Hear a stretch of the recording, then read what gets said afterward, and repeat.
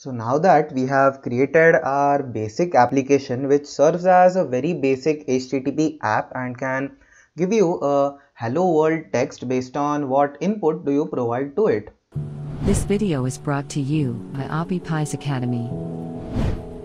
Okay, so after doing this, now let's proceed on towards creating a bit more advanced app which will have two different types of requests, which are the get and the post request. Okay, unlike the get request which we were just using. And with the help of these two requests, we are going to be creating an HTML form app which will be first of all taking in user data and then processing the user data and then displaying the user data, and all of these will be done by using a lot of different HTML templates and some basic HTTP requests. Okay, so once we have completed this particular app, then it can be said by a certain level of confidence that you can handle HTTP requests well. And after doing that, we'll then be proceeding towards integrating all of what we have learned up till now and then creating a project which will be using some machine learning aspects of the project as well. Okay, so for now, let's focus on creating our project. So our first project is absolutely fine for this particular task. You can very well create a new project by clicking the new project button over here.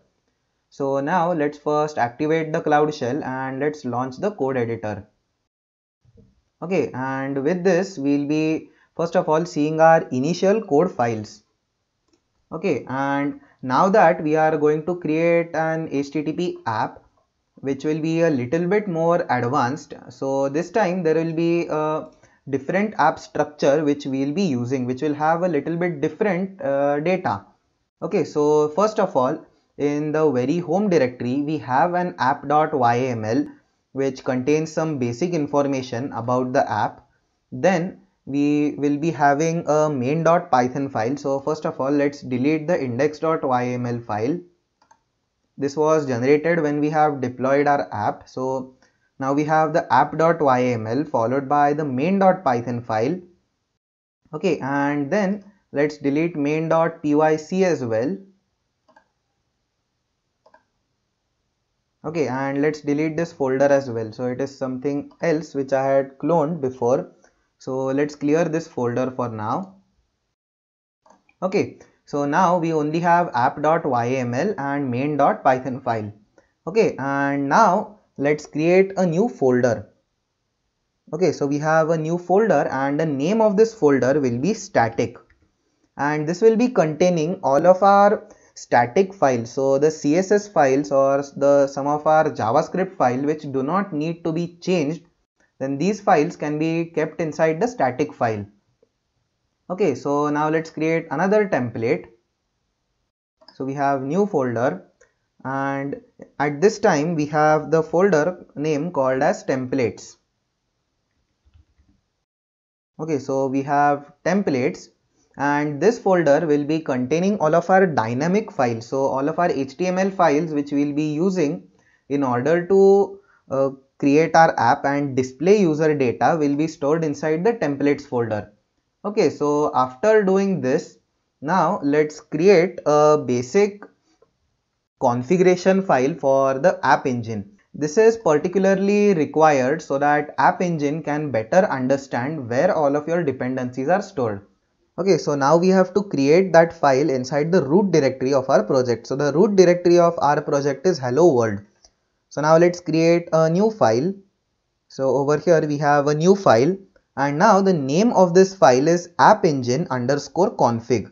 Okay, so we have appengine_config.py.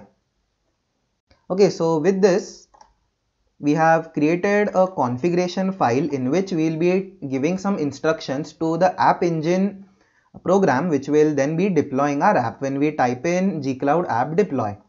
Okay, so we need another file which will be holding all of the different requirements which we'll be using for this particular project. Okay, so it is a good practice to always have a requirements.txt file. Okay, so this file will contain all of your different modules which you need for your project.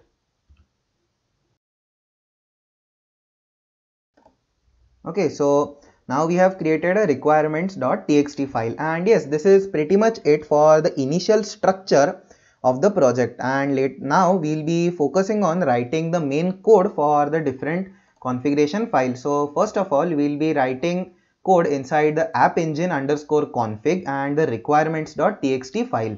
And then we'll also be looking at how to install particular dependencies by using the requirements.txt file.